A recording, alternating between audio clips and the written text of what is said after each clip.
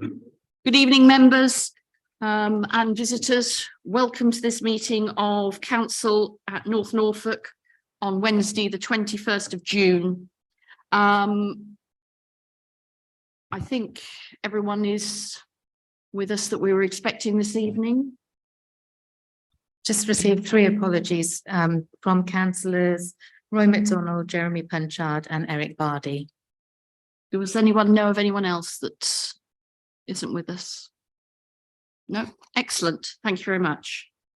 So the first item on the agenda is to confirm the minutes of the last 2 meetings. So there's 2 sets of minutes of meetings. We'll take the minutes of the meeting on the... Bear with me one moment. On the 28th of March first.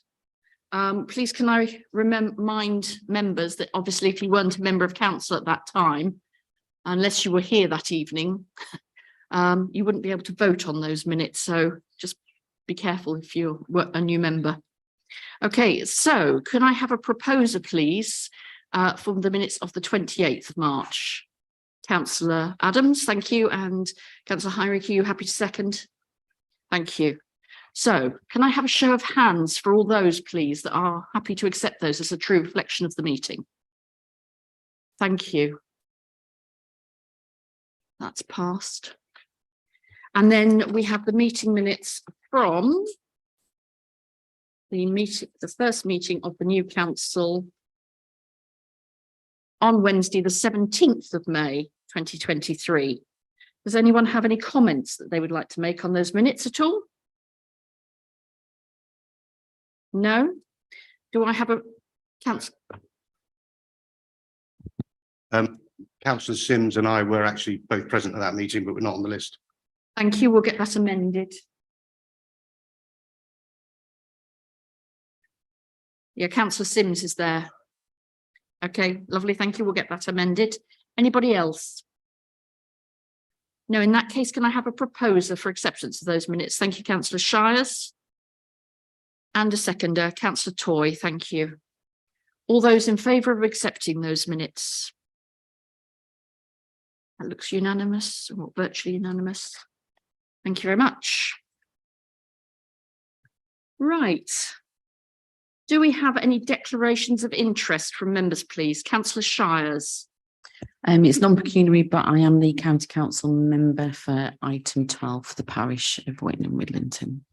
Thank you. And Councillor Withington. Ah, sorry. Thank you. I thought you'd got your hand up. Anybody else? Any? Thank you very much. I'm not aware of any items of urgent business. So we come on to my chairman's communications.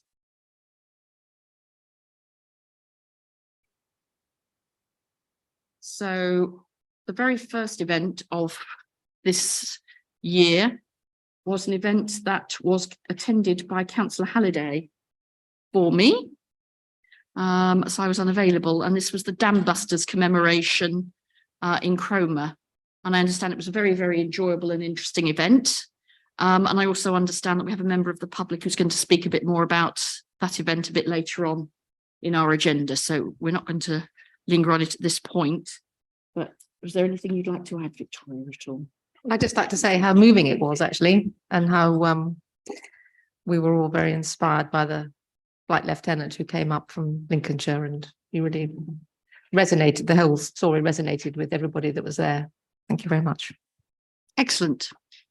So the next event was the service of dedication and official naming of the new Wells RNLI lifeboat. It was an incredibly moving occasion. Very, very well attended.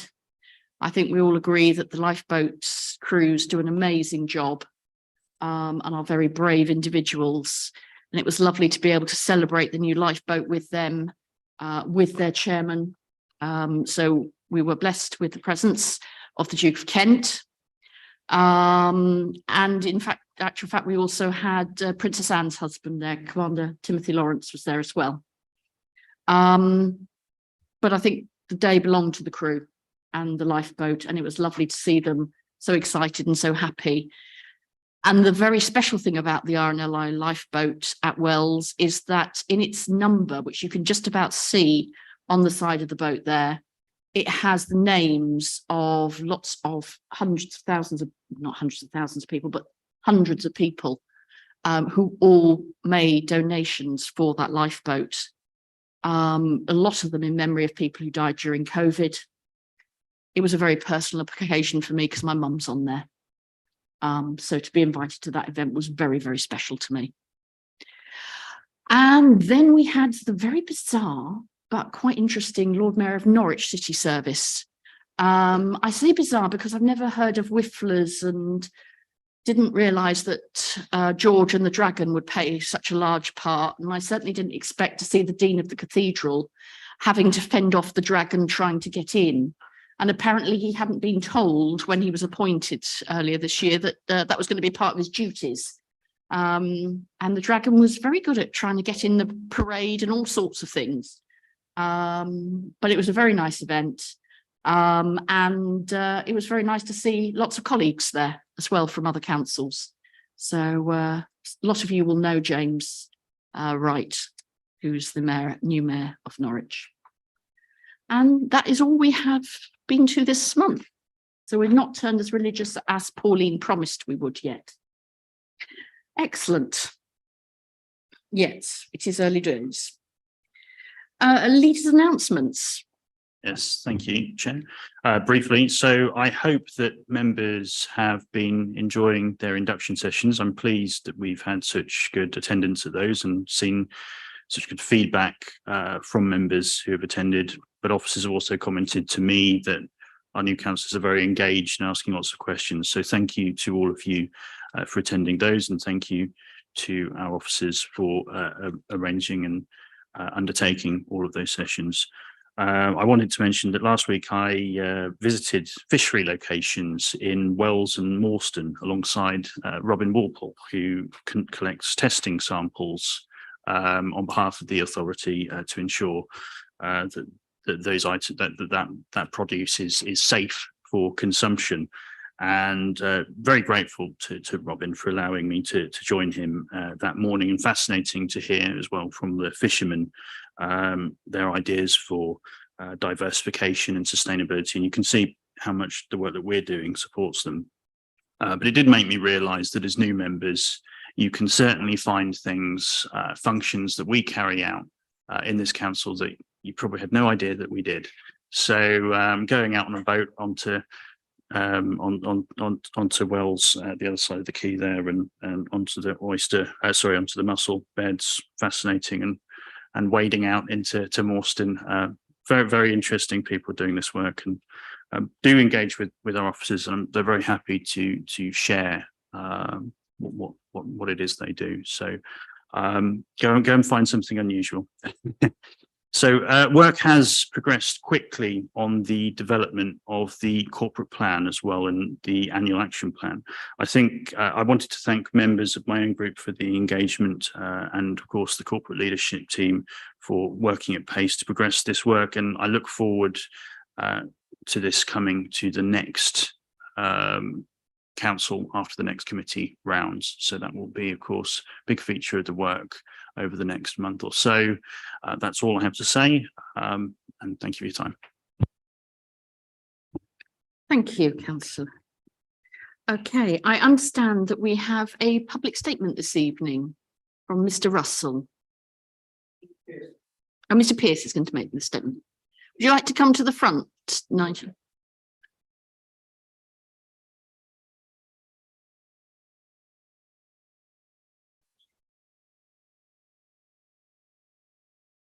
I'm sure you know how the microphones work.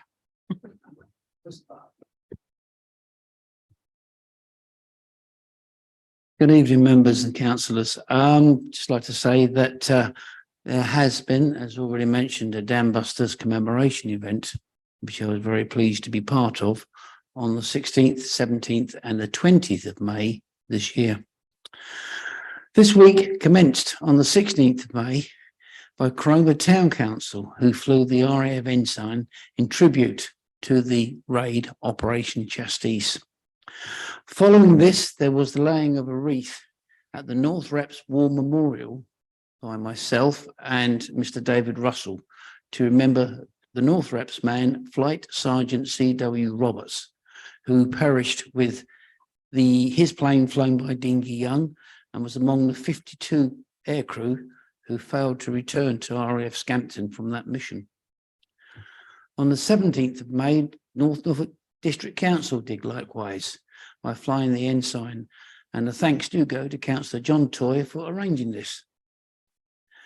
These were followed on the 20th of May, which is the Saturday, whereas by a special event of commemoration and presentation took place at the Cliftonville Hotel Cromer, attended by Norfolk District Council Vice Chairman, Councillor Victoria Holliday.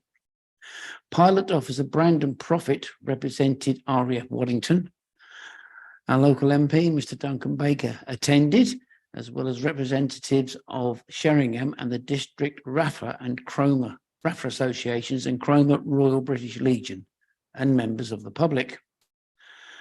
You've already shown the picture, but there was a commemorative blue plaque, a memorial scroll, and pictures were presented to the Cliftonville Hotel manager, Mr. Steve Wild, including one donated by Councillor John Toy, whose father was an armourer at the time of the raid. All of these are now on display at the Cliftonville Hotel in a special memorial wall.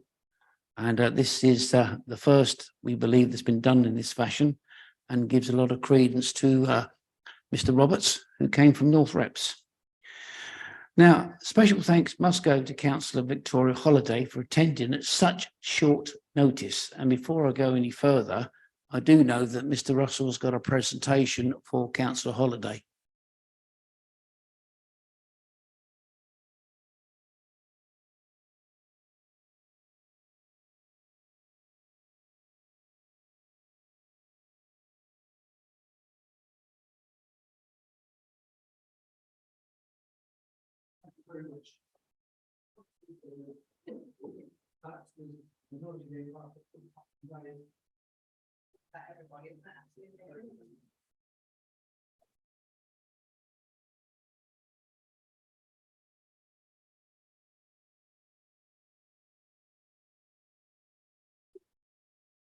And our sincere thanks to go to Councillor Victoria Holliday for attending as such.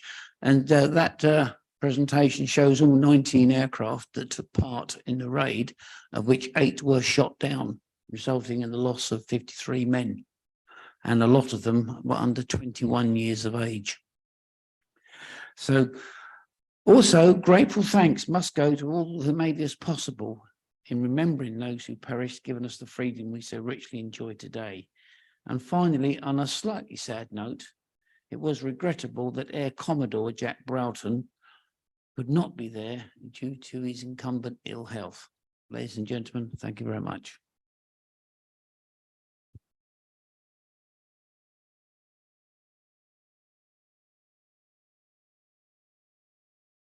Thank you, gentlemen. I turn now to the leaders of the different groups for any updates to appointments. Councillor Adams, do you have any? I think there was an update from Overview and Scrutiny Committee, but not from myself. Okay, that's fine. Councillor Cushing, did you have any updates? No, none for me, thank you. Thank you.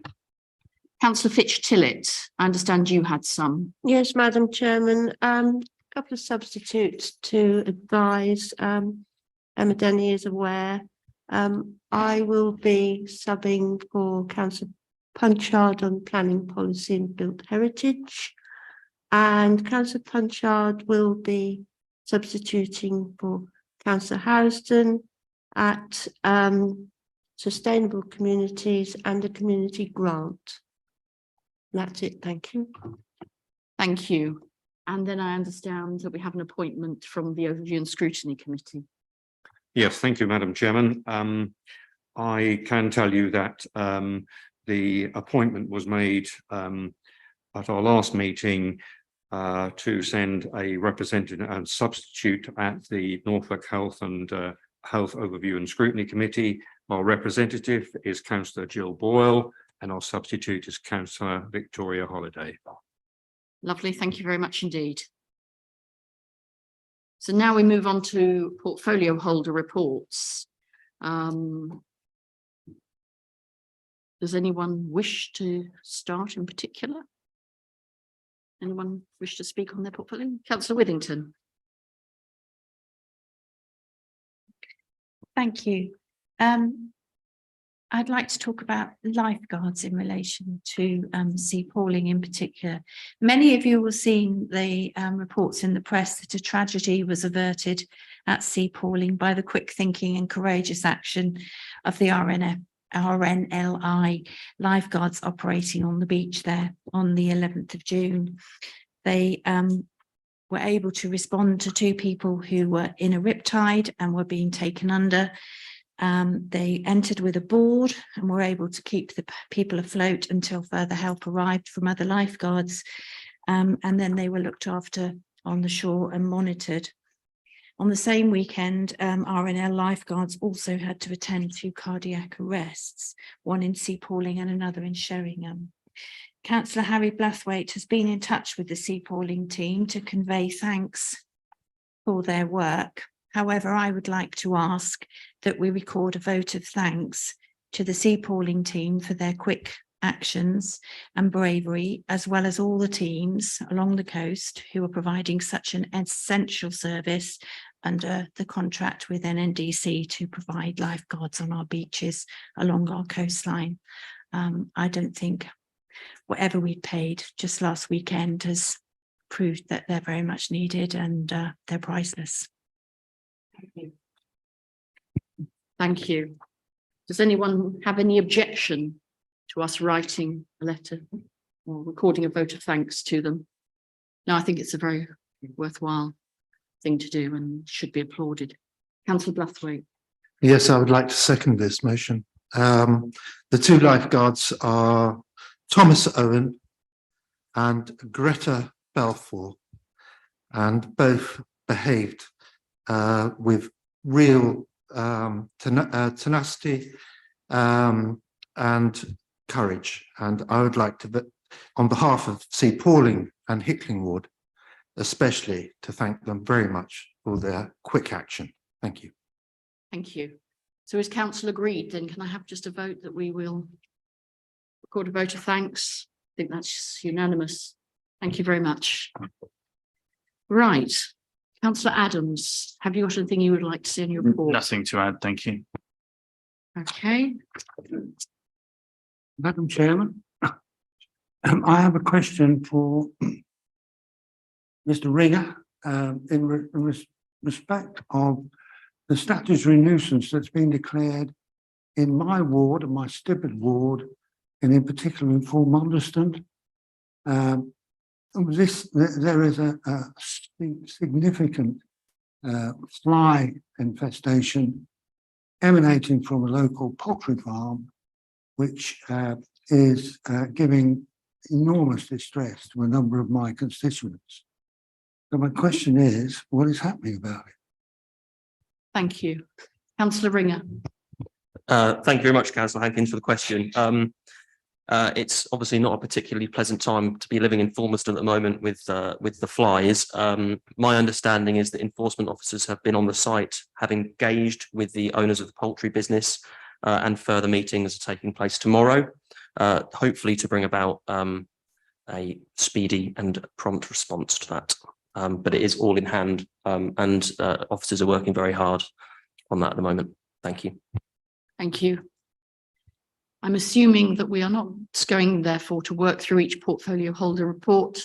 Has anyone got any other comments they want to make from their reports before I will then come to you, gentlemen, and to Councillor Fitch-Tillett, who was first. But Councillor Brown, you have a comment you'd like to make on your portfolio report. Thank you, Madam Chairman. Good evening, everyone. It's just a couple of minor corrections in my report on page 41. They're both in the section relating to planning policy and neighbourhood planning. There's a typographical error. It should read September 2023 and not 2013. And a clarification in the next paragraph, the referendum of the latest version of Holt's neighbourhood plan will take place at the polls a week tomorrow on the 29th of June. Thank you, Madam Chair. Thank you. Can I please ask councillor Hankins to switch the microphone off? You have now. Thank you. It is now off. Wasn't. Thank you. Right. Councillor Fitch-Tillett, you had a question. Yeah, thank you, Madam Chairman. I have to say, I'm not completely sure who I should be asking this because I can't quite work out which portfolio holder ties in with this. It's a little confusing according to the corporate directors, but so I'm going to have to ask the leader. I'm sorry, Councillor Adams, but could you tell me, please, who is responsible for dogs on beaches signs? And I'll explain why. I had an issue last week whereby a complaint that the steps down to Overstrand Beach going towards Cromer Pier were actually in poor condition. Now, I've managed to ascertain that they are on the work plan, which is good news. But the only problem is at the top of the ramp pointing towards those steps is a very splendid green sign saying dogs this way. Now, those steps are not only out of use, but also due to sea level, the beach level dropped, there is now a 3 or 4 foot drop underneath these useless steps. So where are people, please, supposed to go? There is another exit, but it's rather silly to actually point it to a place which could put people in danger. So who do I ask that, Tim? Whilst not my portfolio, I will undertake to assist with the case, and we will communicate offline and try and resolve the signage. If, of course, was it signage with our logo on it? Yes, it is. Okay. Okay. No, that's fine. Yeah, that's fine. We'll look at that. Yeah. Thank you. Councillor Cushing, I believe you had a question. Thank you, Madam Chair. When for the leader, please. At the welcome event for the new council on the 9th of May, the chief executive explained several of the challenges for the next 4 years. One of them was the need to be much more successful in securing grant funding from central government and from the county business rates pooled funding.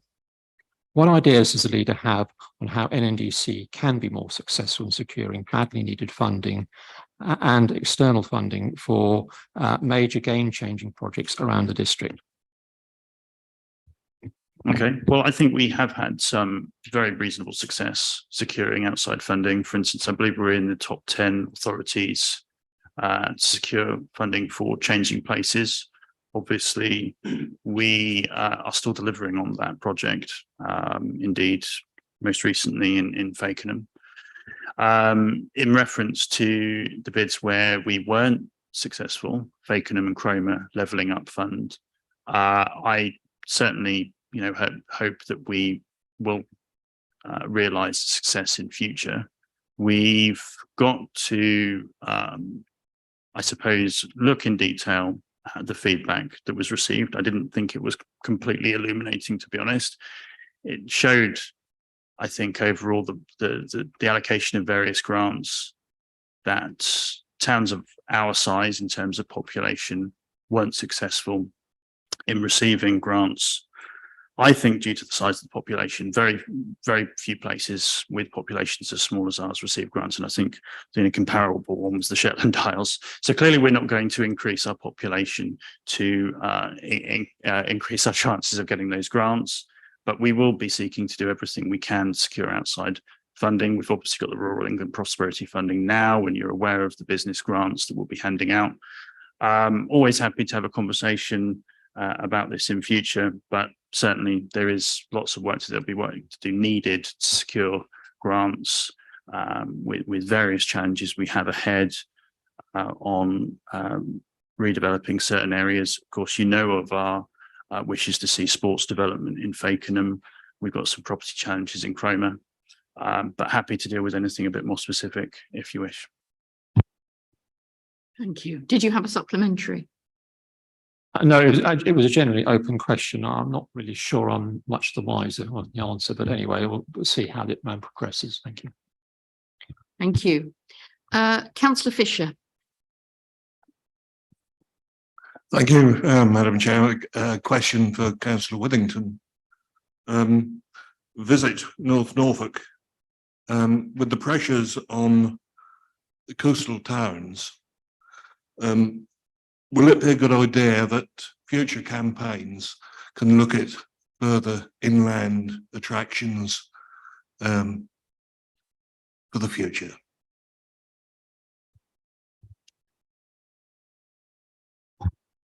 Thank you for your question. Yes, I think we've obviously got the coastal campaign is running at the moment and very successfully supporting North Norfolk and not only our tourist attractions in terms of physical attractions, but our beaches and special places that we have to visit. So I think that's been very successful. But I think if you look at some of the things that have been coming forward recently, there are links to inland, and I think that would certainly be a good idea to make sure that we are covering all of our rural area. Thank you. Councillor Housden. Thank you, Madam Chair. I'd like to ask Councillor Fredericks regarding the community connectors. I understand we have 8 community connectors, and I wonder if I could please have a schedule of their meetings over the last 12 months and a budget associated with that, please. A written response would be absolutely fine, probably within the next 14 days.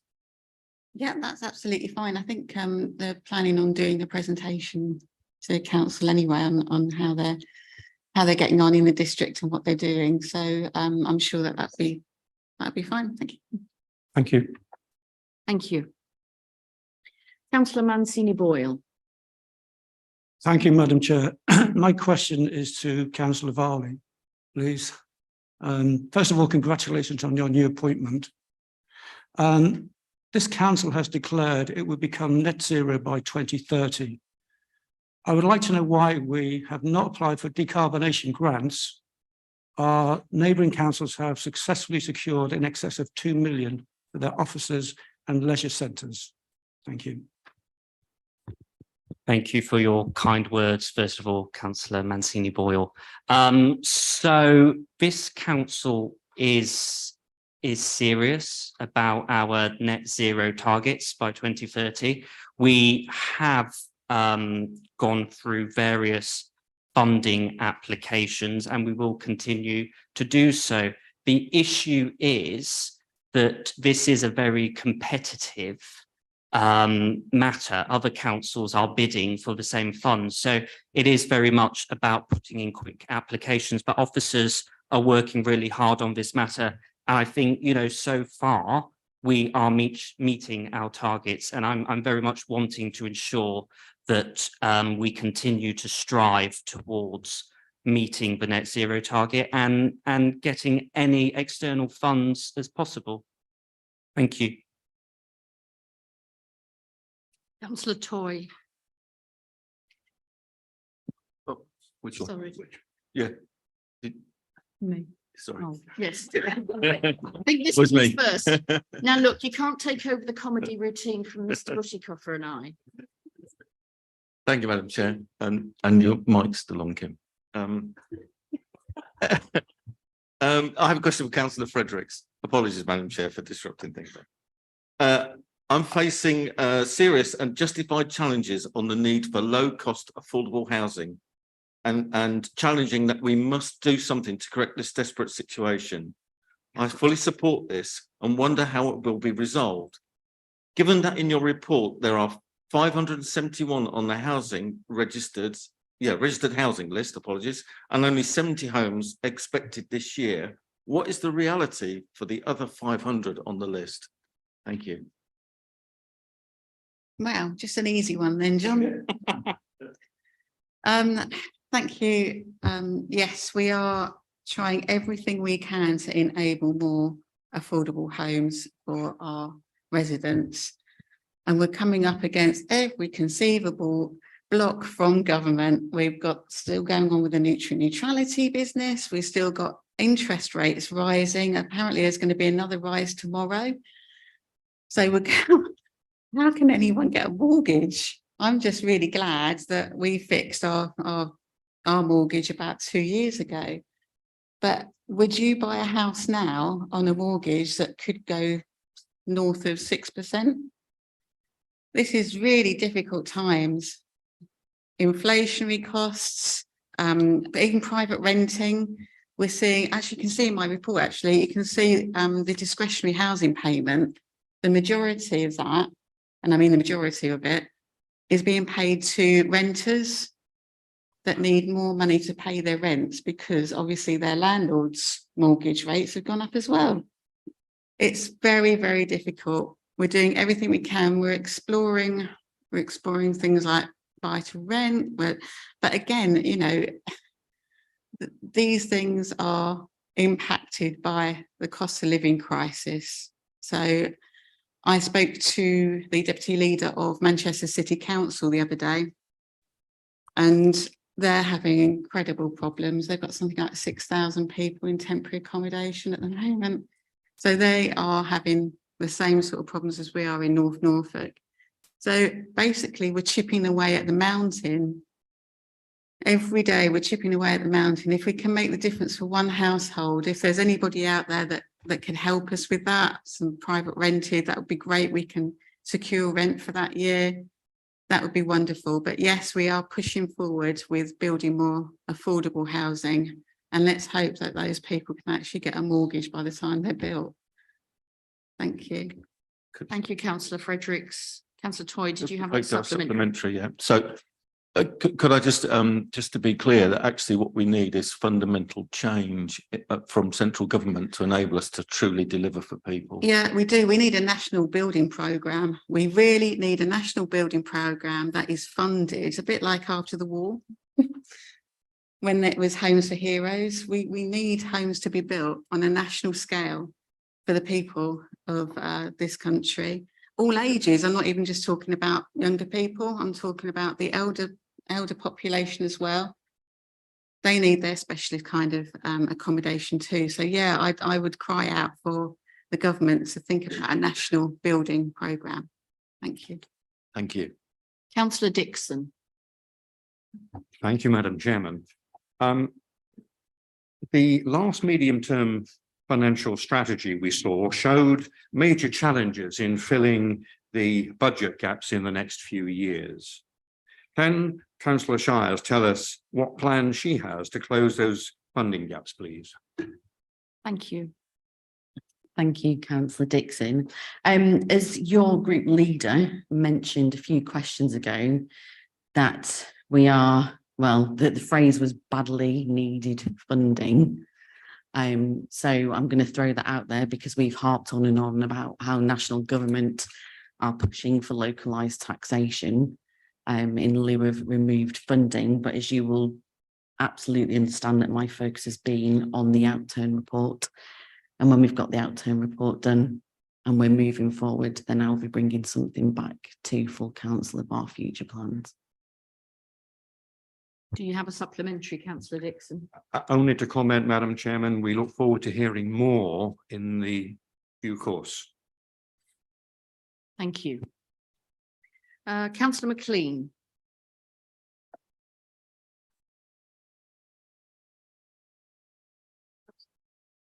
Sorry, that's maybe the writing I've been looking at from my doctor. Yes. Got Councillor Vickers, got Councillor Taylor, got Kim Toy. Councillor Vickers, please. Sorry. My apologies. Thank you, Madam Doctor's Chairman. writing, apparently.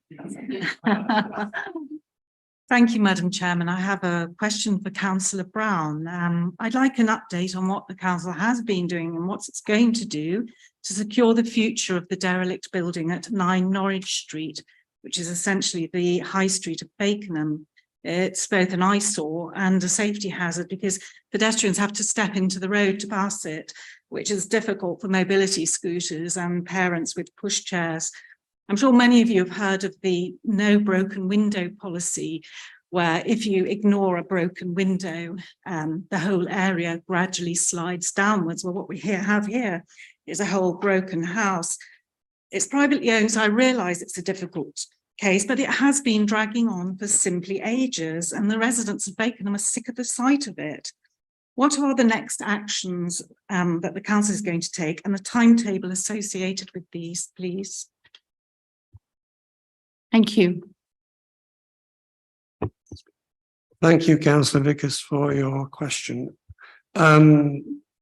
This is a listed building in a central location in Fakenham. It became structurally unsound 4 years ago. We have been working with the freehold owner, who is responsible for structural repairs to the property. But cooperation from the freeholder hasn't been very forthcoming. We've had a number of meetings with Fakenham Town Council to keep them appraised of the situation. And we will be undertaking a review. Already surveys have taken place of how the council should proceed with this property. There are various options. One may be to consider applying for a compulsory purchase order, but that would have to be debated. And I think for the sake of clarity, although this wasn't on the agenda, I would like to record that I do have a pecuniary interest in those premises personally. Thank you, councillor, and thank you for declaring the interest. Do you have a follow-up question? I hope that timetable is going to be pushed forward quite quickly. And as I said to the Assistant Director of Planning when I was first elected, I'm happy to do anything I can to help push that along, even if it means going to London to meet the owner myself, if that would help rather than hinder. The council has cladded the front of it. I'm sorry, this is a supplementary question, not a history, please. Okay, my apologies, Madam Chairman. Please forgive my. That's all right. You're new, so we're just setting the ground rules for how we're going to go on. Okay, so cladding. The council has cladded the front of the building. So if you stand on the other side of the road and look at it, it's as lovely as any boarded up building can be. But unfortunately, people going about their business walk up and down. Rubbish is collecting in the sides. Will the council clad the sides of the building at least up to the ground floor level so that it's not quite such an eyesore in the meantime? I can just come back, Madam Chairman. Yes, we are aware of this. We have received information or a request from, I think probably via the Town Council. We are certainly looking into this to make the side panels even more secure than they currently are. So that is on our programme. Thank you. Councillor Taylor. Thank you very much, Madam Chairman. And really, off the back of Councillor Toy's question to Councillor Fredericks, I just want to dive into this issue a little bit more. I note your answer, Councillor Fredericks, that you say that the majority of action here needs to come from central government. But there are numerous examples of district councils across this country who are leading from the front to solve their social housing problem. One example, Barking and Dagenham Borough Council, which is a Labour-led council, are leading the way with modular building, a revolutionary way to solve this issue.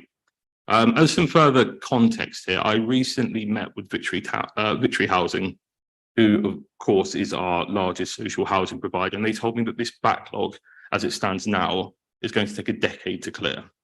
Now that is a huge time frame, especially for these people who are in dire straits. They need our support now. So really, I'm a little bit concerned by your answer. You comment that it's central government, we need a national housing project, and that might be true. But I think here on a local level, we need to be ambitious, we need to be forward thinking, and we need to really push here. So can you tell me, do we have a clear set strategy to clear this decade-long backlog? Thank you. Thank you. Thank you for your question. Can I take the modular answer?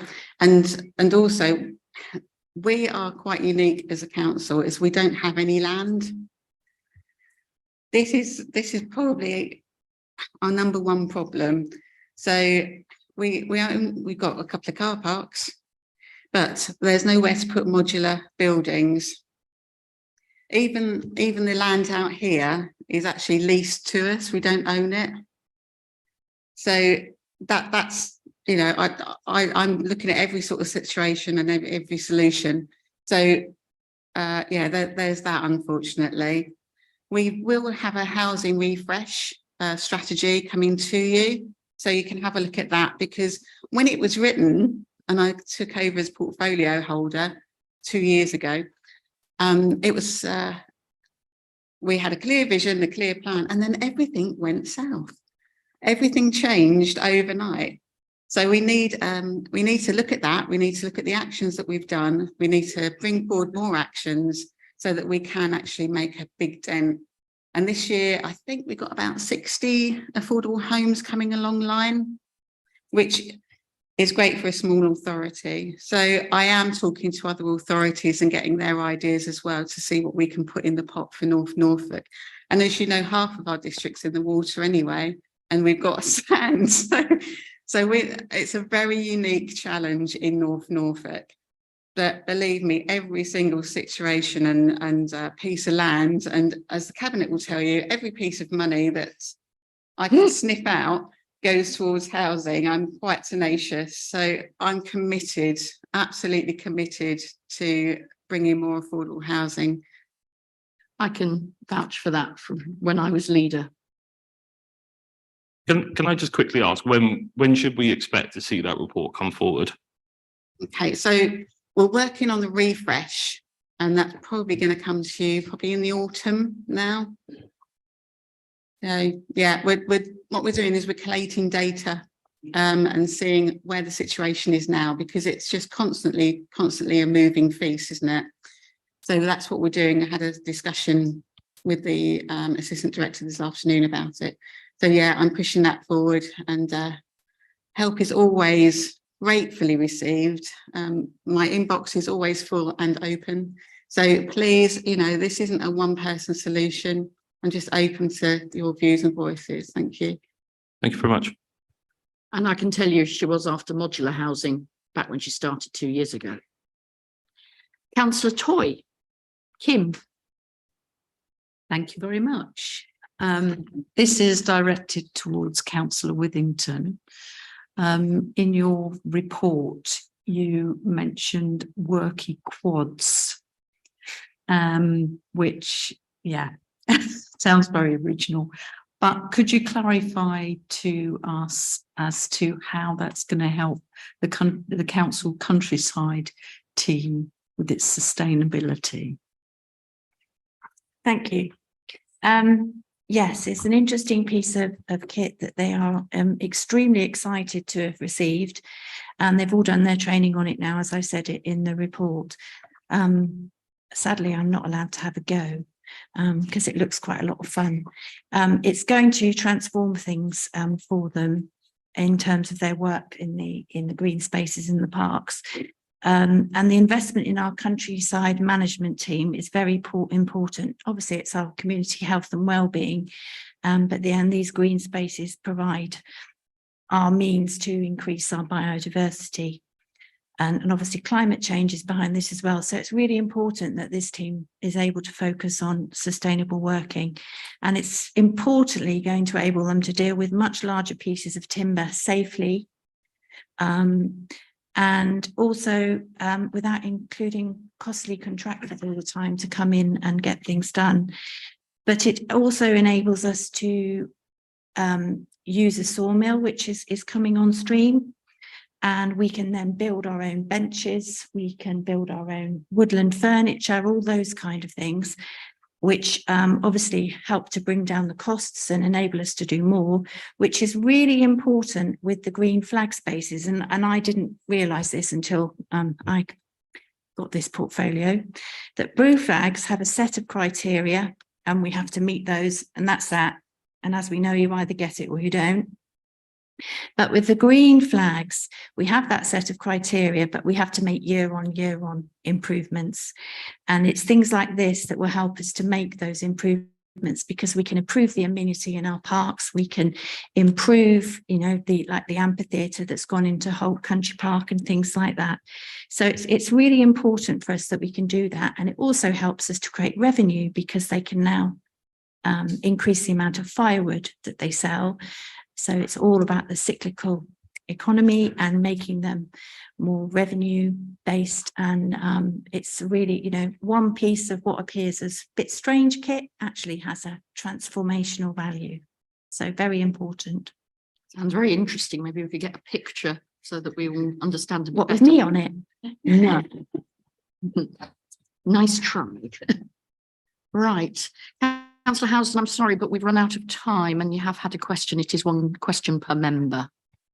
Thank you. But if you want to submit a question in writing, I'm sure any cabinet member will be happy to answer it.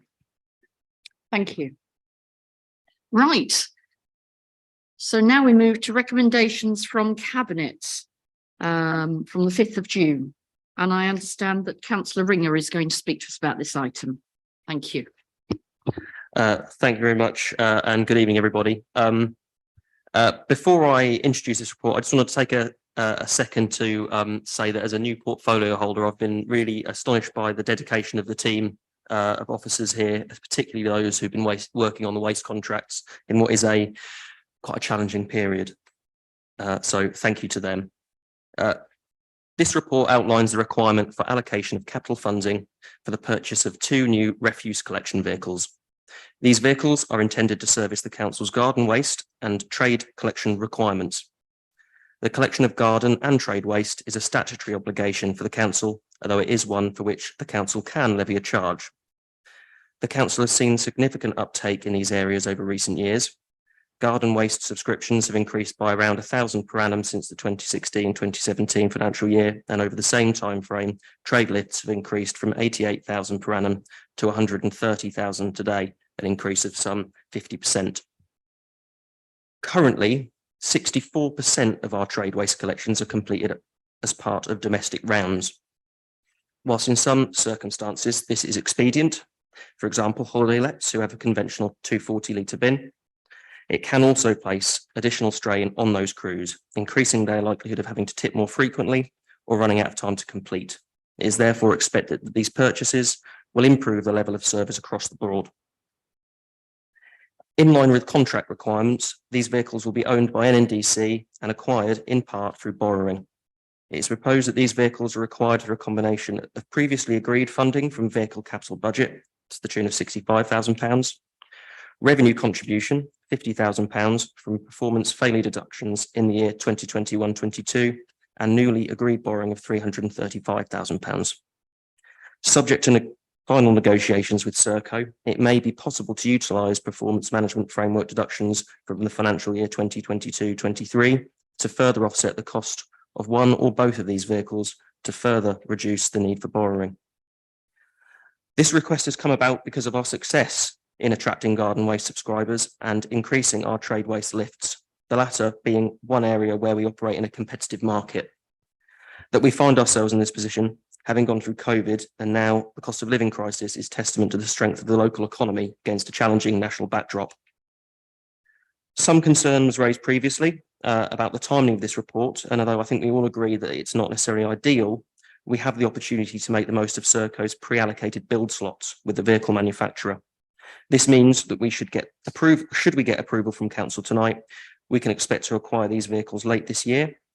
Should we order these now without using these pre-allocated build slots, or indeed wait until the next budget setting round, we could reasonably expect that these vehicles would not come into service until late 2024 or even 2025, during which time service levels could deteriorate and inflationary pressures would likely increase the cost of the vehicles to the council. Thank you. Thank you. Does anyone have any questions, please? Councillor Cushing. Thank you, Madam Chairman. I think I'm the only councillor who's had the pleasure of listening to this subject in Cabinet, GRAC, overviewed scrutiny, and now for council. So I think I'm probably more better briefed than most of the Cabinet on it. My group will certainly support the motion. I will repeat some of the points I actually made in those meetings. I have to say, based on the paper that was presented to the Cabinet, I wouldn't have approved it on the basis of that. there are a number of issues which I think Councillor Ringer alluded to, is that I think if you look at the paper itself that was went to Cabinet, it doesn't give any background to the depth of, I think we would need to understand where this issue actually arose in the first instance, which I think is why Councillor Brown referred it to GRAC, to understand the risk that we as a council had to address here.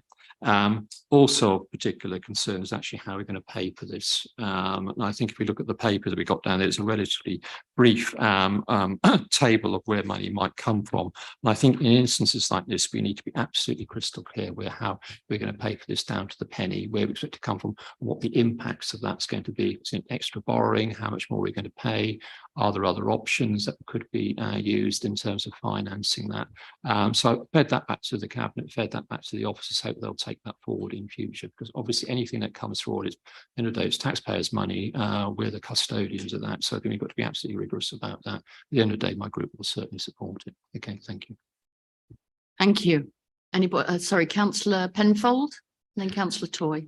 Yes, thank you, Madam Chairman. Just going to ask Councillor Ringer. You mentioned that if council agrees to this, then the vehicles will be hopefully with us by the end of the year.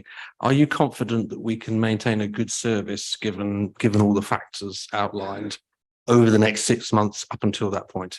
Thank you. I think that the summer season we've got ahead of us will certainly provide some challenges. These aren't challenges that we don't already know about. It happens every year. Serco are in fact already providing a fourth garden waste vehicle at their own expense.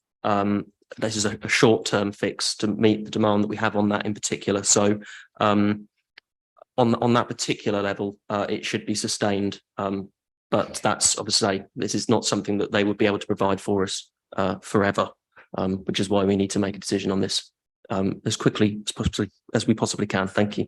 Thank you. I'm going to go to Councillor Fitzpatrick and then I'll come back to you, Councillor Toy. Right, thank you very much, Madam Chairman. Yeah, page 73, the options considered do nothing, deteriorating service. I think we're very much that we've got to do this. I think in the words of Gary Porter when he was leader at in South Lincolnshire, people expect, if they might not want much else from you, but the people want their bins picked up on time. So that's why when it comes to the consultation, and it's been drawn up in consultation with conjunction with Serco, recommended provision of the additional vehicles, and it says they'll look to factor in their use to a future round reorganisation. That's the one thing that filled me with real concern, because I remember the last reorganisation, and I think we're still picking up the pieces from it to some extent. So garden waste, fine, commercial, fine, but please, please, please, if we're going to do a reorganisation, can we do it just a bit better than the last time? The intentions were ideal, but the way it was delivered was disastrous. So I'll support it, but hey, no reorganisation. Thank you, Councillor Fitzpatrick. Councillor Ringer, did you have any comment on that? No, thank you, Councillor Fitzpatrick. I share your views about the previous reorganisation, predates my time on the council. But I can say with some certainty that lessons have certainly been learned, and I'd be very confident that those wouldn't be replicated a second time round if there was to be further round reorganisation. We'd only be doing that to make things better. We certainly wouldn't be doing it to make things worse. I'll hold you to that, Callum. Councillor Toy. Thank you, Madam Chair. Yeah, no, but thank you firstly to Councillor Cushion, actually a great summary, and that really did sum up what had gone on in those meetings. So thank you for that. That was perfect. I just wanted to comment. It was my first GRAC committee, and I'm grateful for the support given by people. But I think for me it shows that we've got good systems in place that the Cabinet can say, hang on a minute, we want this check-in, and it will come to committees that will check it out thoroughly. And so I just wanted to thank everybody for using the system that we have there, and clearly it works. So thank you. That's important. Thank you. Councillor Shires, I believe you wanted to come in. It's not very often that I'm going to praise Councillor Cushing in the chamber, but this is complete and utter dedication to the cause. And I'd like to thank the fact that in every single meeting you've raised a different question each and every time. It's not been repetitive. So huge thank you for that. For me, the GRAC committee offered a lot of value in terms of the financial risk of this. And at the cabinet meeting where this paper was presented, we rightly asked some very difficult questions, which we felt, as Councillor Cushing has said, had they been included in the papers, we perhaps wouldn't have asked the questions in the manner that we did. But I'm really grateful that it's gone through the process. And through GRAC, I'm content that GRAC have completely understood and drilled down into the financial risks of the decision. I'm never going to be content with the fact that we would ever have to borrow. Ever. I will never be content with that. And we've seen previously where we thought we might have to borrow with the previous vehicles. We didn't. We ended up paying for that out of our own budget and didn't incur the borrowing costs there. So I'm hopeful that we will do that again. But what has never been highlighted in the reports is that this is because of business growth. This is because this service has done so well that it's grown beyond the kit that we've got, and we need more kit to continue the growth of the business, which generates more income for us. And that makes me very happy. And I'm sure Councillor Dixon will be very happy with his budgetary question that he asked before, that this will enable us to earn more and grow the service further. But I'm content with the work that GRAC did and that ONS did for the financial scrutiny of this. Thank you. So does anyone else have any questions? Councillor Brown?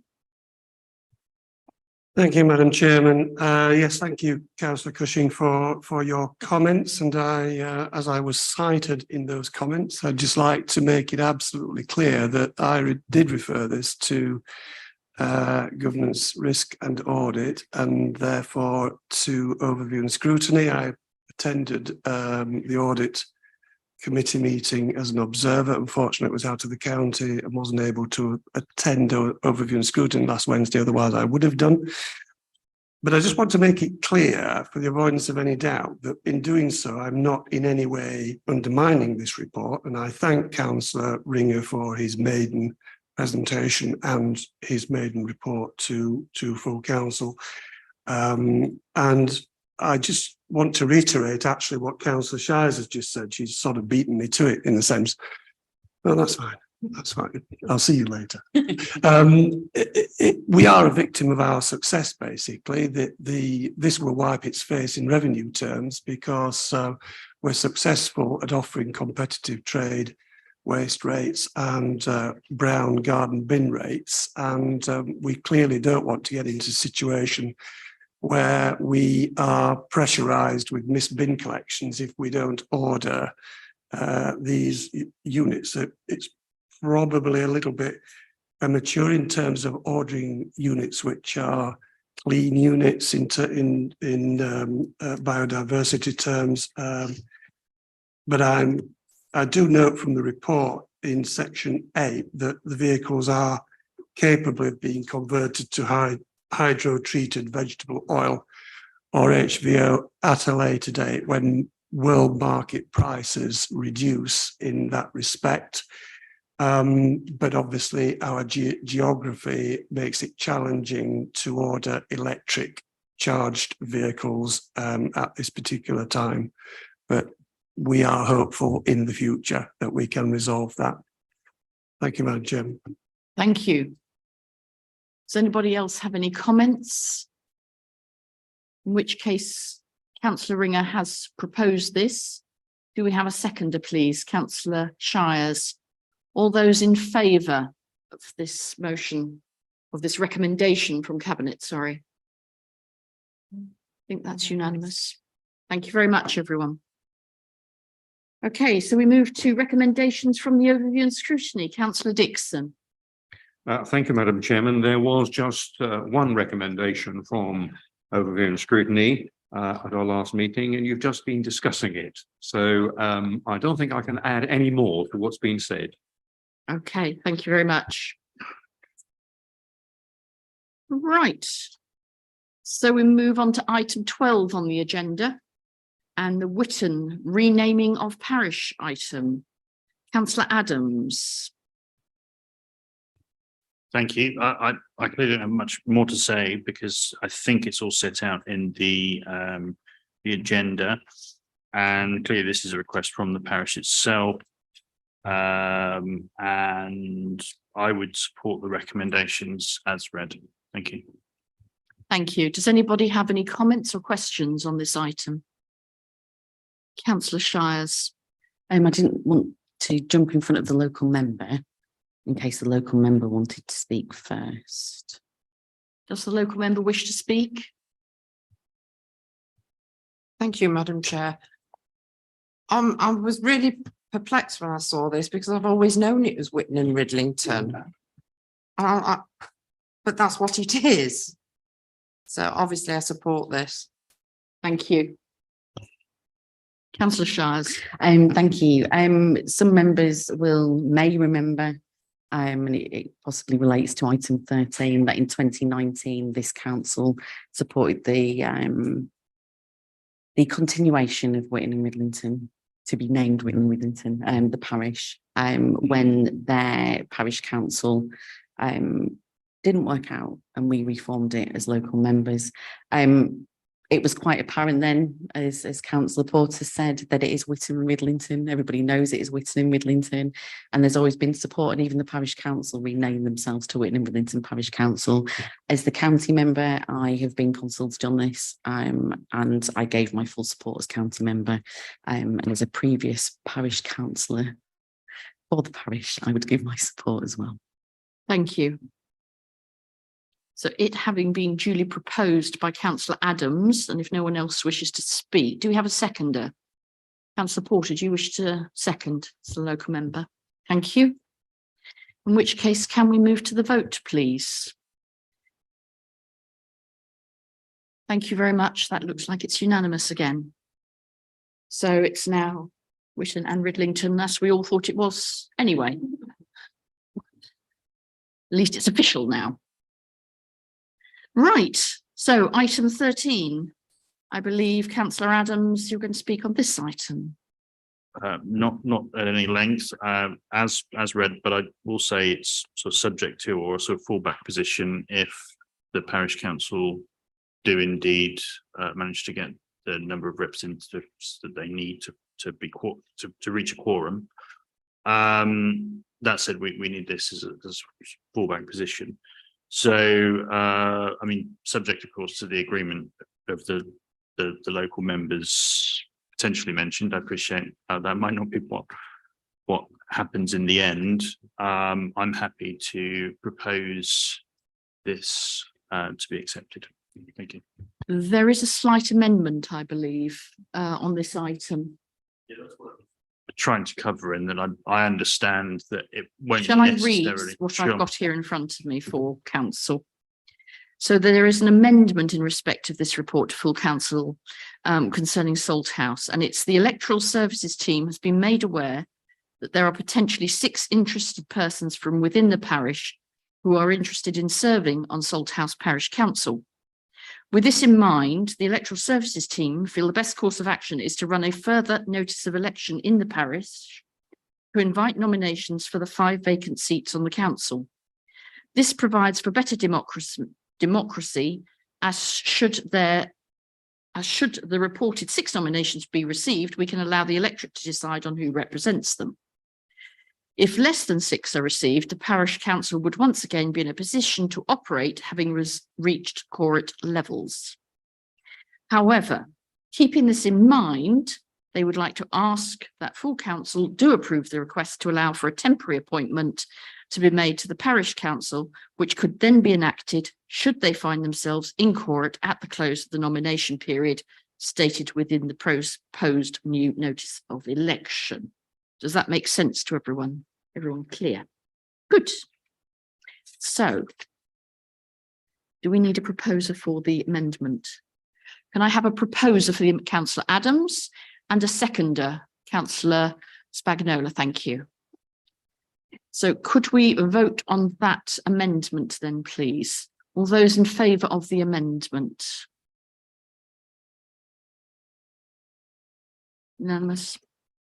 Thank you very much. Can move on. So, item 14, questions received from members. We haven't had any questions received, and I think we've gone through those as we've gone through. So opposition business, none received. So we move to the notice of motion, item 16 on the agenda. This has been proposed by councillor Varley and seconded by councillor Withington.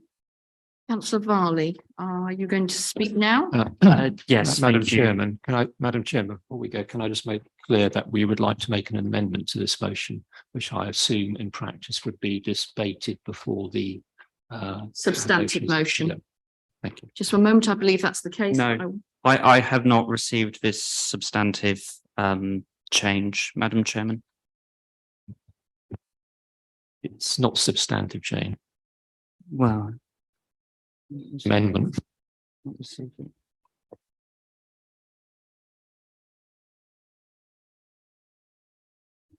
Okay, so we are going to move that the proposer of the motion will speak first. The seconder of the motion will be given the option to speak then or to reserve the right to respond afterwards. And then we will come to you, councillor Cushing, for the proposed amendment. And then we will decide how we're going to propose to move forwards from there. Councillor Varley, thank you. Thank you, Madam Chairman. Many of you will be aware from the work done by Friends of Horsey Seals and other local seal rescue centres such as Eastwinch of the terrible injuries which seals are experiencing as a result of entanglement and in particular from flying rings. This council has been supporting work in this area for several years now with our Safer Seals campaign. This has been very much a cross-party and non-political campaign. And I would like to thank everyone who has been involved in that campaign, both officers, members and Horsey Seals, which have included beachfront roadshows and signage to raise awareness of the issues faced by our seals. Although the opposition did bring a very noble and very important motion to ban the use of flying rings on our NNDC beaches, this lacked the fundamental aspect of fulfilling its notion due to the issues of enforcing the usage of these. There are no frameworks or viable means of enforcing this. I feel this motion tonight will help to strengthen the previous one's ambition. This is the seal of improvement. It is about action we can all take and be a part of. The aim is most definitely not to replace the SEAL safety campaign. On the contrary, this builds on this and plays the important role of trying to prevent the flying rings and other items which might entangle seals from getting to the beach. It is about bringing everyone together to work collaboratively for the health of our seal population. Our comms team are in support of this and are pleased that we are building on the work they have done and will continue to do for the Safer Seals campaign. I very much hope that we can all support this in the chamber tonight. Thank you, Madam Chairman. Thank you. Councillor Withington, do you wish to speak now or do you wish to speak at the end? I'll speak at the end. Thank you, Chair. Thank you. Then councillor Cushing, we come to you. Thank you. Thank you, Madam Chairman. Yes, we're actually proposing an amendment to the officers be asked to. Would you like me to read the amendment first? Then we can debate. I think the easiest way around of doing it. And it's something that actually we reviewed actually just prior to the full council when we looked at it because we thought this could be strengthened. So what we can propose is an additional bullet point saying develop and deploy signage with a form of wording effectively banning the use and presence of flying rings on our beaches and coastal car parks, but stopping short of Sorry, stating councillor it's Cushing, could you illegally. speak up a little bit? Sorry, one or two councillors, they can't. They can't. Thank you. I'll start from scratch and I'll show. Thank you. Develop and deploy signage with a form of wording effectively banning the use and presence of flying rings on our beaches and coastal car parks, but stopping short of stating it's a legally enforceable order. Do you want me to articulate more at this point? Do we have a seconder to the amendment? Councillor Dixon is seconding the amendment. Is it legally enforceable?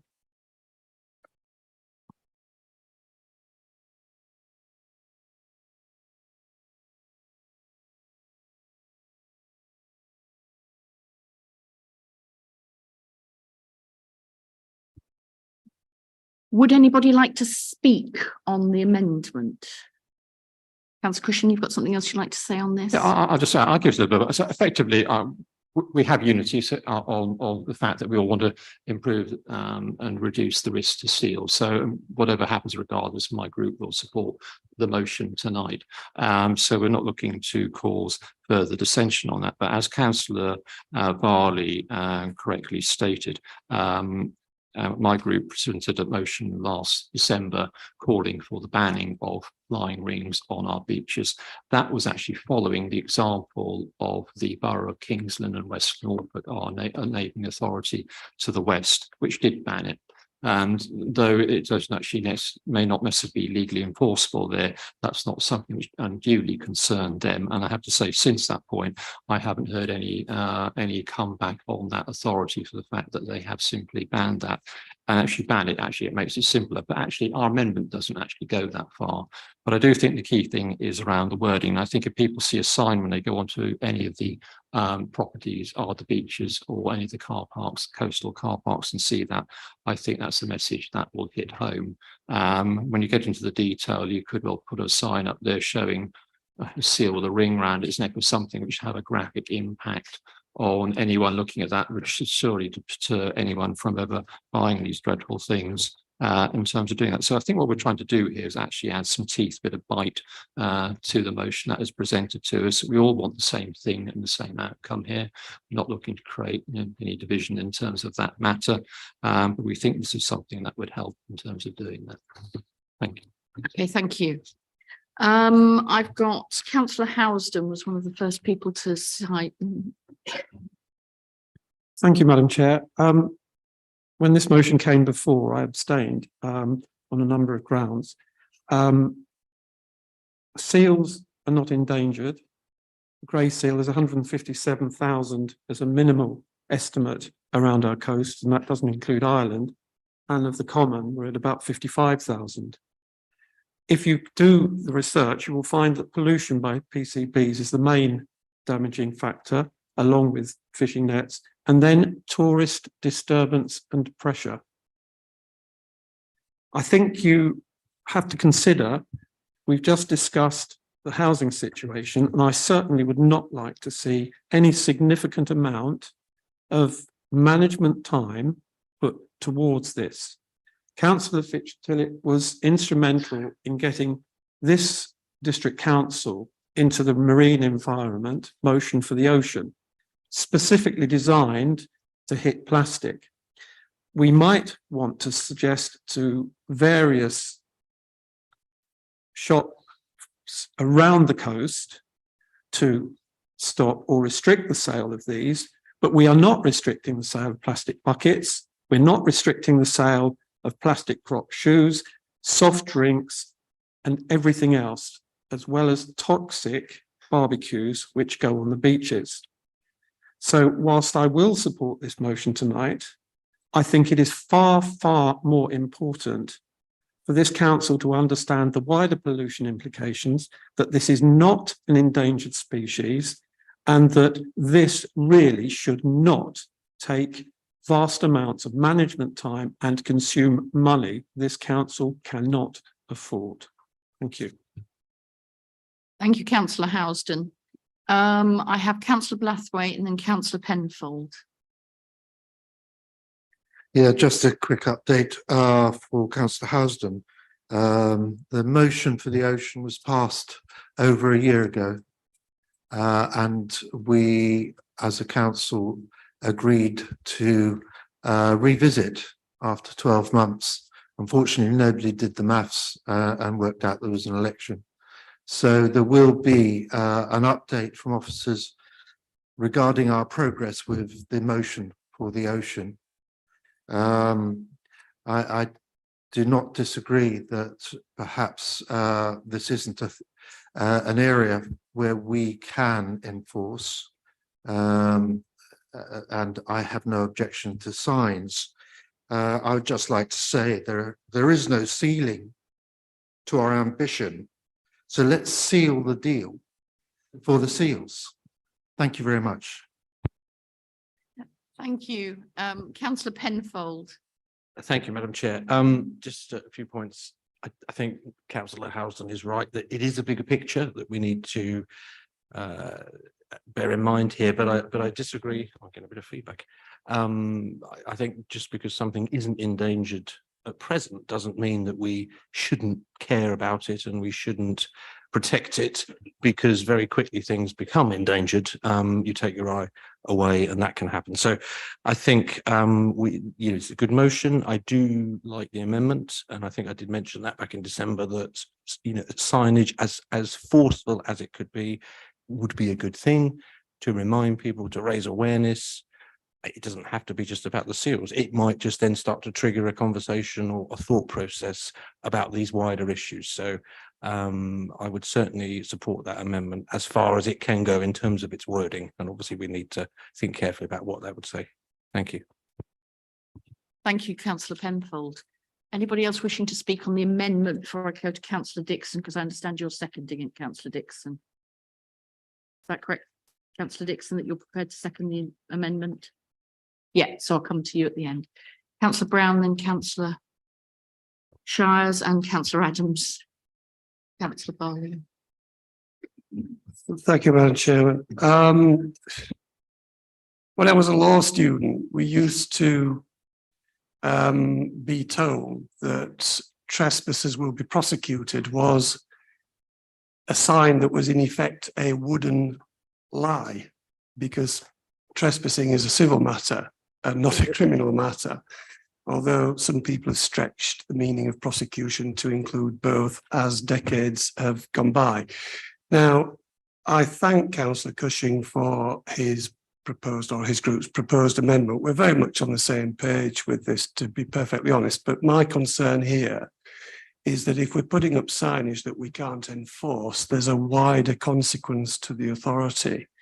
And a reputational risk in terms of if anyone actually puts that to the test, unless we introduce it through a bylaw or as part of some national legislation, a legal basis of support in that way, then I am really wary about supporting this particular amendment. I don't know if either the chief executive or the chief legal officer have anything to help me on this.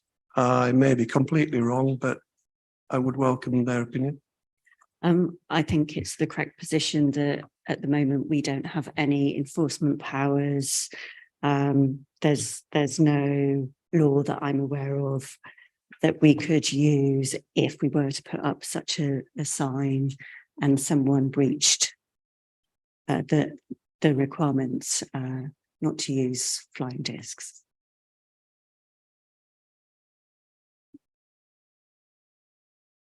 Okay, does that answer your question?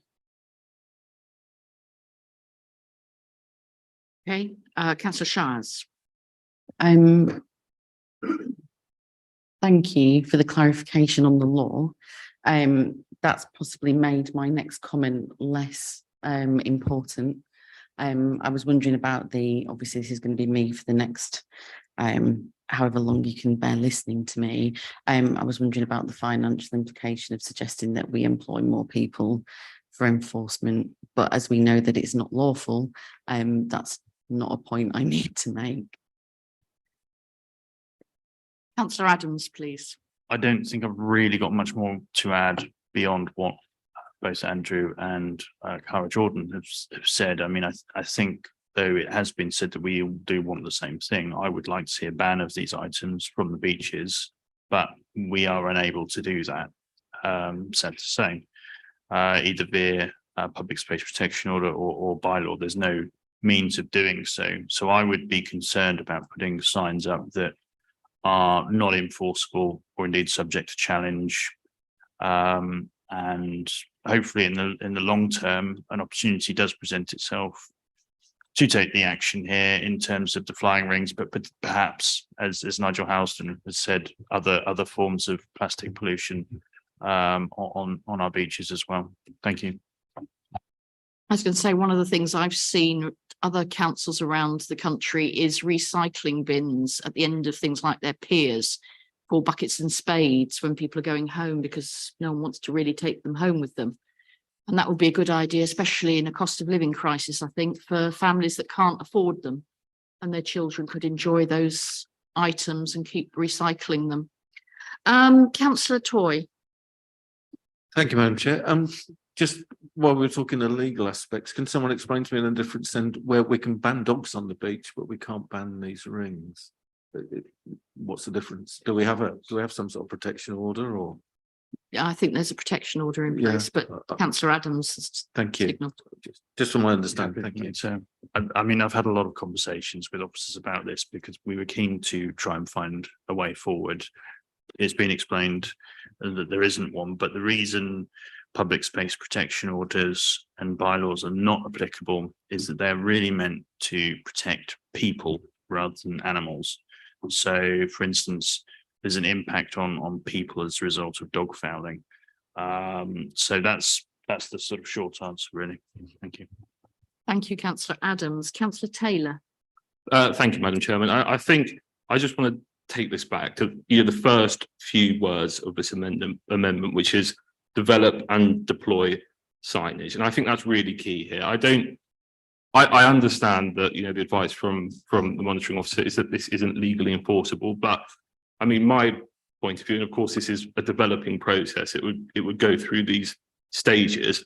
If we had a sign which said no flying rings and a picture of a seal with the ring around its neck, that would deter people from using them. It's not about stating, we're going to come and fine you if you do this. It's about the deterrence. It's about stopping that from taking place.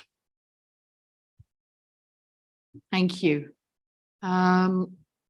Just checking who was next. Councillor Ringer, I think you were next. Thank you, Madam Chair. I think the only comment I wanted to say, really, I mean, obviously, this is an education campaign as much as anything, isn't it? And although I've got no necessary objection to developing and deploying some kind of signage as part of that, it's quite one-dimensional in this day and age. And a lot of how we communicate and educate is done through a vast array of mediums now. And so that's, signage is just one thing that we can do. And I think actually it limits us to some extent by just saying signage. If we were going to be developing a campaign with our comms officers here, it could touch on other pollution, such as the ones that sort of Councillor Housden's raised and Councillor Penfold has alluded to as well. So as much as I sort of support the concept of your amendment, I think actually it doesn't add anything that, if anything, I think it probably narrows the scope to the sorts of things that we could engage with. Thank you. Councillor Varley, you've wanted to come back. Thank you, Madam Chairman. To be honest, Councillor Ringer took the words out of my mouth. I just want to thank the opposition for, really engaging with this motion and bringing forward an amendment. I think that's fantastic. But it doesn't overly strengthen the concept. This is going to be very much a campaign on all fronts, and signage is just one aspect of that. I think also because the NNDC website is linked up with the Visit North Norfolk website, we should have awareness on that platform as well and other platforms. So it's just thinking outside the box, really. It's implementing an awareness campaign fundamentally. Thank you, Madam Chairman. Thank you. Councillor Heinrich. Thank you, Chairman. Yeah, I go along with most of what's been said. I mean, certainly any signage needs to be both advisory in its nature and educational, if we can manage that. A few concerns about the costs, given the tight budgets this year. But as others have said, we need to be aware of the huge range of detritus that irresponsible tourists leave, not just on our beaches, but across the countryside. And that is detrimental to all wildlife, all marine life, all bird life. And I think we have a lot further to go. The seals are just a very prominent part of certain parts of our coastline. And clearly, I've observed more more injured seals in the last couple of years than before COVID, which is slightly worrying. But I'm happy to support the amendment and the substantive. Thank you.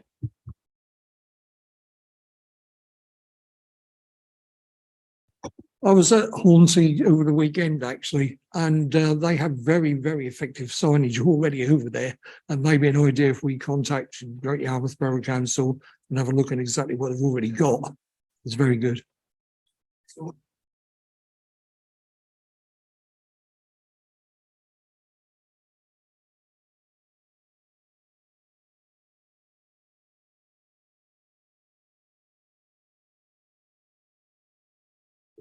So the signs were actually in Hornsey and on the Great Yarmouth side of things as well. So I don't know where the sign came at Hornsey, but obviously that's where it was. Thank you, Madam Chair. I support Councillor Christian. I think it's an excellent idea. I know people say there's many other ways of putting that information out there. I do a lot of sea fishing down the beaches around here. And you have to remember, a lot of the tourists, they come from an area where they have absolutely no idea, one, what riptides are, don't swim in front of people swinging 6-ounce leads, that sort of stuff. And it's down to education. If you have a sign there, they're not going to go on the internet before they come here and say, what can I use on the beach and what can't I use on the beach? They're totally innocent of it. They're not doing it deliberately or maliciously or nastily, but they need that. And I fully support to amend and put a sign up. It doesn't have to be enforceable, as I can't remember your name, sorry. As you said there, it's going to be developed. You know, that was the proposal, that you develop it. It wasn't definite enforceable or anything else. And that's really, it's quite straightforward to me, to be honest with you. Thanks.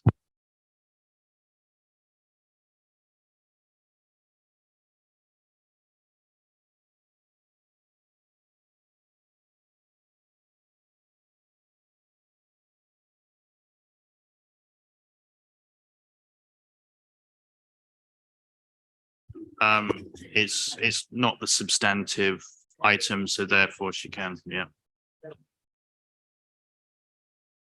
Thank you. Like Councillor Varley, I appreciate the bringing forward and the engagement from the opposition. I think I also feel your frustration. In 2015, as a Sheringham Town Council, we brought something forward about banning flying rings then, and faced the same issues that we face now, that it isn't enforceable. And I think NNDC has done everything that it can actually do in terms of, it started the Safer Seals campaign. Now, what I want to do is pull us back into what this motion is about. This motion is about not our Safer Seals campaign, that will carry on. I know the officers are looking at refreshing that signage that we already have in all our resorts. It's there with, you know, advice about what to not do on the beach and going up to seals and who to contact marine rescue and all that kind of thing.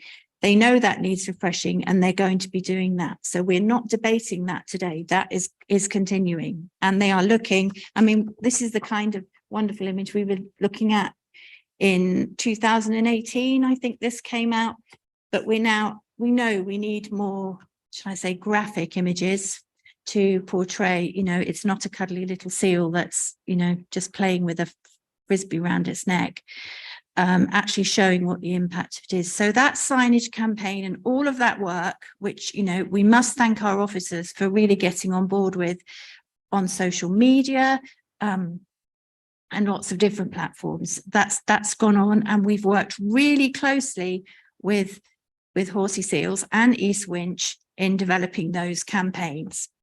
They're not stopping, they're continuing. This is about simply, well, not simply, trying to stop those flying rings that are being sold on our seafront shops and our high streets in coastal towns actually getting onto the beach. And I think that's the important thing here. Now, I know people say, well, you're not going to stop people, but if they can't buy them and they haven't brought one with them, they can't take one on the beach, can they? And it's as simple as that.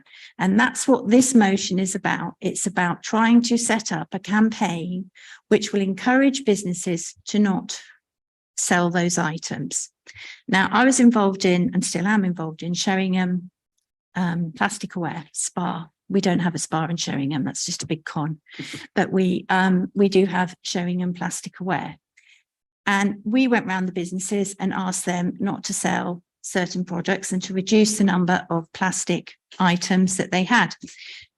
And in return for doing that, they became a spa champion. They had a poster in their window. They were recognised as being environmentally friendly and all the other things. We didn't have any business that wasn't prepared to come on board with that. And I think that's the principle that's behind this seal of approval. By giving businesses that opportunity to be part of this, we're starting that message about reducing, things that are dangerous to seals. But I know this council, in terms of its officers and what we're looking at, and I can give, it's obviously got to be approved, but I know we're looking at trying to develop plastic-free statuses along the coastline and those kind of things, and how we can encourage that across our communities. And this is about us all working together, not just us sitting here in isolation, creating a few signs. It's bringing the community on board. It's bringing everyone working together and giving people that sense, well, actually, this is my responsibility as well. If I'm going to sell these in my shop, then this is the outcome. And I think our businesses, on the whole, will actually welcome being praised and acknowledged. It's not got a huge resource value in that, producing an A4 certificate for a shop to put in their window is not a huge resource value. Our comms team have said they're happy to produce the logos for it and that kind of thing. And it's about us engaging our community and getting that going. And we as members can do that. And I feel we should. So please don't let this get into much bigger discussions about whether we ban something or not when it's not. I was going to say, we are running very, very short on time. So that's it. So I just want people to pull it back in and actually look at what we're voting on. Councillor Dixon. Thank you, Madam Chairman. I'm not going to prolong the agony on this because I think we are making rather heavy weather of this. And when we're getting very micro about a number of what I would call common sense, there's common sense that comes into this. And I've heard these words mentioned tonight, education and giving guidance to people. They arrive here, they don't necessarily buy their rings when they often come with them. So this is to add width to a perfectly good motion. And, it's that extra thing that we can do to add teeth to this for the sake of the seals and for other wild life that are similarly affected. So I'm not going to get any deeper than that. I commend this amendment to you and I hope you'll support it this evening. Thank you, Madam Chairman. Thank you. So, with the amendment having been duly proposed and seconded and debated, I think we can say at some length. The mover, sorry, you have a right of reply if you wanted to say anything before we move to a vote. No, I'm happy to. I think Councillor Dixon summed it up admirably. Thank you. Thank you. It's not impossible, it's a waste of time. We need to focus on what we can. Okay, so you have the final comment on the amendment, Adam.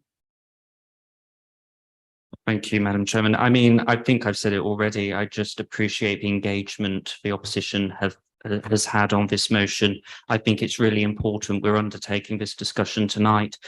I just have fundamental concerns, though, that it does not add or strengthen anything due to the fact that these signs are not enforceable. And that is the fundamental key here. It is not enforceable. We need to focus our resources on what we can do. And we can focus on really good, concise, coherent awareness campaigns, educational campaigns to ensure that our businesses are striving towards the implications of what they are selling and therefore wanting to ban these within their shops. We can focus on that. Comms are happy to work with us on this matter. So I can't support, Madam Chairman, the amendment. Thank you. Thank you. Well, the amendment has been duly proposed and seconded, so we move to a vote on the amendment. So can I have all those in favour of the amendment, please?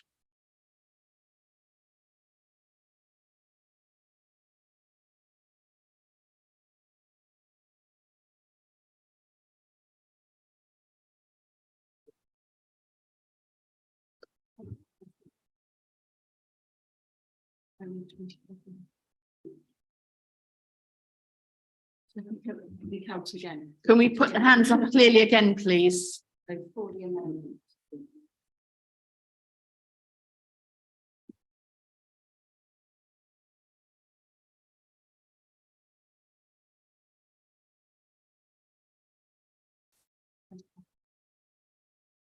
(27)4. 27/4 against.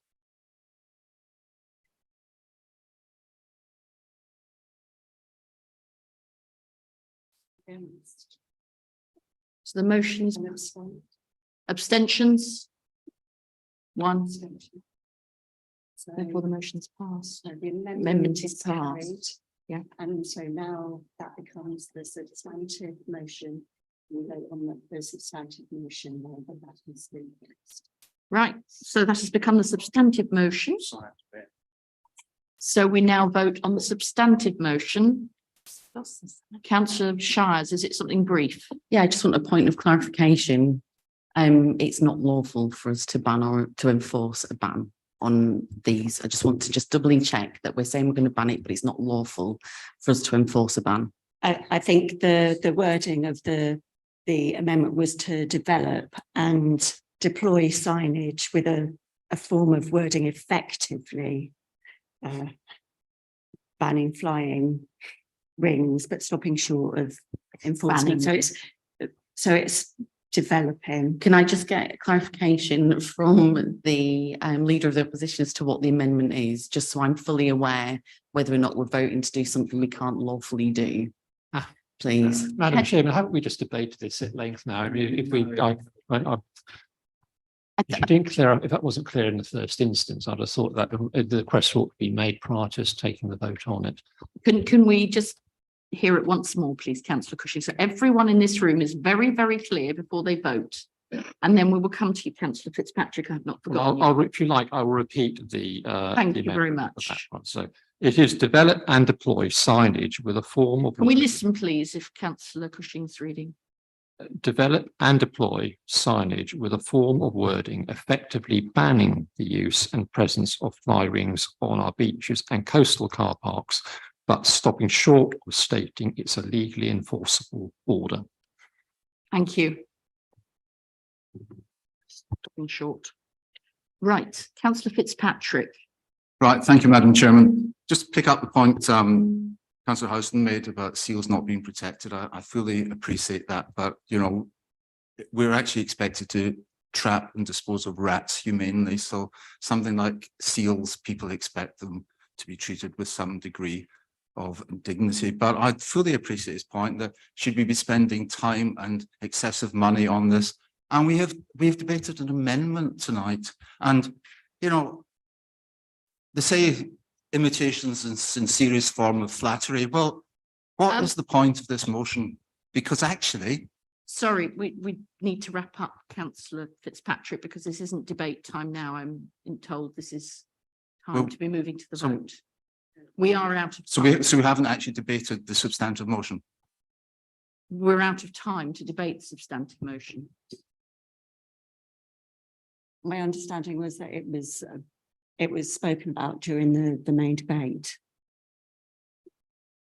Well, so that's not what the Constitution says, but I'll leave it at that. I'll abstain in that case. Can you not speak briefly? Councillor Fitzpatrick, I would like, if you would like to speak briefly, I would like to allow you to speak briefly. Yeah, the whole point I was making was that, you know, 6 months ago, we actually debated that. And the points that came up, there was, the leader was to meet and discuss with, among other people, the local MPs to see if it was possible to get additional powers. There's been no mention made of that. But more importantly, it was to engage with in one of the point, 8 bullet points, but engage with retailers in North Norfolk about the issues with ring frisbees 6 months ago. Post further general communications and messages from the spring onwards across social media, and consider the benefits advisory signage at beaches and promenade.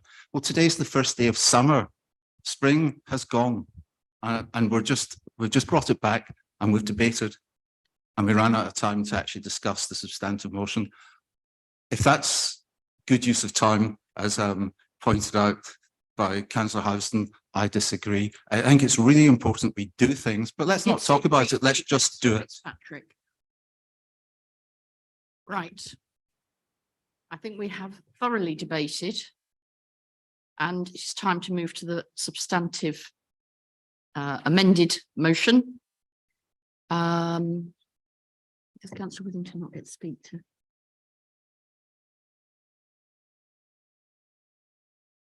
Yeah. We put the.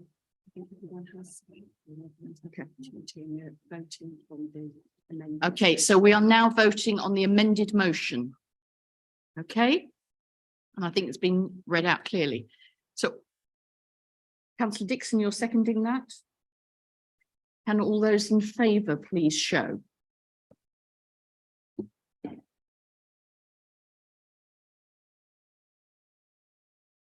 That's unanimous. Oh, sorry.